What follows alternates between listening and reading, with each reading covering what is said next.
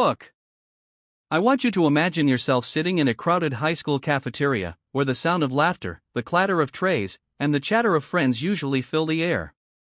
But on this particular day, that sound was pierced by something darker, an act so cruel, so humiliating, that it didn't just scar one girl, it shook the entire school. I was there that day. I saw what happened with my own eyes. And what I witnessed, well, it was the kind of moment that divides life into a before and after. This is not just a story about bullying, it's about the devastating choices that cruelty can lead to, the courage it takes to fight back, and how justice sometimes comes from the most unexpected places.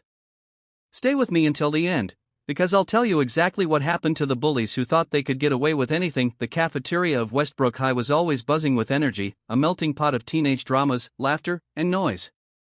But for Elena, a quiet 16-year-old who usually sat by herself in the corner, it was the most dreaded place in the entire school.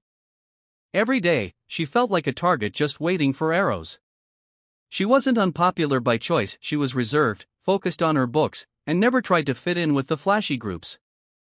Her brown hair, usually tied in a loose braid, framed a face that radiated gentleness, but also made her stand out as different. And in high school, different was often all bullies needed to unleash cruelty. That day started like any other. Elena walked in with her lunch tray, eyes cast downward, carefully weaving through the maze of students. She could feel the stares, hear the whispers, and sense the smirks from a table in the back where a group of notorious bullies always sat. They weren't just any bullies, they were the kind who thrived on humiliation, the kind who fed off fear. The ringleader was Jason, a senior who had repeated a grade and seemed to think the entire school was his personal stage. Tall, broad-shouldered, with a cruel grin that never left his face, Jason had a reputation for going too far. As Elena sat quietly with her sandwich, trying to blend into the background, Jason and his friends locked eyes on her. A sinister plan formed instantly, and whispers passed between them. Within minutes, their table erupted with laughter as they pushed back their chairs and walked straight toward her. I remember holding my breath as I watched from across the cafeteria. Something told me this wouldn't be just another cruel comment or shove in the hallway. This was about to be something far worse. Jason leaned over her table, pretending to smile, and then without warning, his hand reached behind her. In one swift, brutal motion, he yanked at the strap of her bra, snapping it hard against her skin. The crack echoed in the cafeteria, followed by a roar of laughter from his friends and gasps from others who witnessed it. Elena froze, her tray slipping, her sandwich tumbling onto the floor. Her face turned pale, then flushed red, as tears filled her eyes. The sound of her own humiliation seemed louder than the hundreds of voices around her. Some students laughed. Some whispered. Others looked away, afraid to get involved. And then Jason, smirking with arrogance, pulled out his phone and started recording her reaction, while one of his friends shouted, "Smile for the camera, loser." What Jason didn't know, what none of them knew, was that across the cafeteria, someone else was recording too. And that single act of cruelty, caught on camera from two different angles, was about to change everything. But in that moment, Elena felt like the entire world was collapsing on her. She ran out of the cafeteria, hands clutching her books to her chest, fighting back sobs. I can still remember the look on her face, a mix of pain, shame, and desperation. It was the look of someone who felt invisible, yet exposed to the world all at once.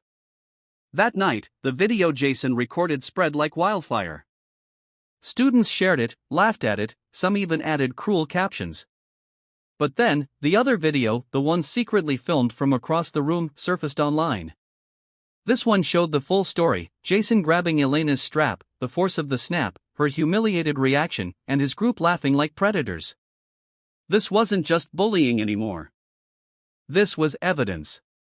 And evidence has a way of speaking louder than words. The next morning, Elena's life changed again. She walked into school with her head down, bracing for whispers, but what she got instead were stares filled with guilt, shame, and pity. Because the video had reached not just students, but parents, teachers, and eventually the local police. Elena's story was no longer just her own. It became a symbol, a mirror reflecting the cruelty hidden in plain sight at Westbrook High. And though she didn't know it yet, the fight for justice had already begun. But justice is never simple. It comes with resistance, backlash, and scars.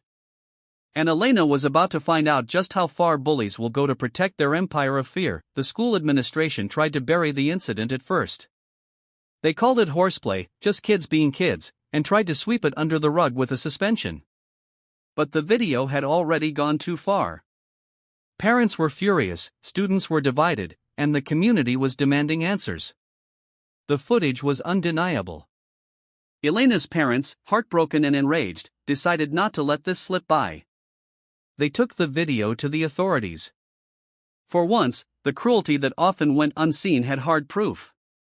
And the law had no choice but to respond. Jason and his two friends were called in, their smirks fading as police officers questioned them. The word assault was now being whispered in hallways. For the first time, the bullies felt fear. Meanwhile, Elena struggled. Justice on paper didn't erase the humiliation she had felt, nor the sleepless nights filled with nightmares. She was scared to go to school, scared of facing whispers, scared that her pain had become entertainment for others. But what she didn't know was that she was inspiring people. Quiet students, ones who had been bullied for years, started to look at her with something new in their eyes, not pity, but courage. Because Elena had become a voice, even without meaning to. Weeks passed, and the case escalated. Jason and his friends weren't just suspended, they were arrested for harassment and sexual assault. The video was played in court, their laughter echoing as evidence. It was impossible for them to twist the narrative. This time, the truth was undeniable. And when the verdict came, the bullies were sentenced to juvenile detention. For once, the scales tipped in favor of the victim, not the aggressors. The day the sentence was read, Elena sat quietly in the courtroom, her hands trembling. Tears rolled down her cheeks, not from fear this time, but from relief. She realized that while the scars of humiliation would take time to heal, she had reclaimed something she thought she lost forever, her voice. And that's when I, standing in the back of the courtroom, watching it all unfold, understood why I had to tell this story. Because I had been a witness in the cafeteria that day. I had seen the cruelty, I had seen the tears, and I had seen the courage it took for Elena to walk back into school after being humiliated so deeply. Now, as I share this with you, I want you to remember something: cruelty thrives in silence, but justice begins when someone speaks up. Elena's story is proof that no matter how deep the wound, no matter how strong the bully, truth can still rise. And sometimes, it takes just one video, one act of courage, to bring down the walls of fear. So if you're watching this right now, I ask you to do one thing: don't just be a bystander. Stand up. Speak up. Because your voice might be the one that changes everything for someone else. And now you know what I saw, what I carried with me, and why I could never forget that day in the cafeteria. Elena's pain turned into power, her silence into strength, and the bullies who thought they were untouchable are now behind bars. This isn't just her story, it's a story for anyone who has ever been silenced, humiliated, or broken down. Because sometimes, the very moment they try to destroy you is the moment you rise. So if this story touched you, make sure to like and subscribe so more people can hear powerful stories like this. And before we end, tell me in the comments, do you believe schools do enough to protect students from bullies? I'll be reading every single one.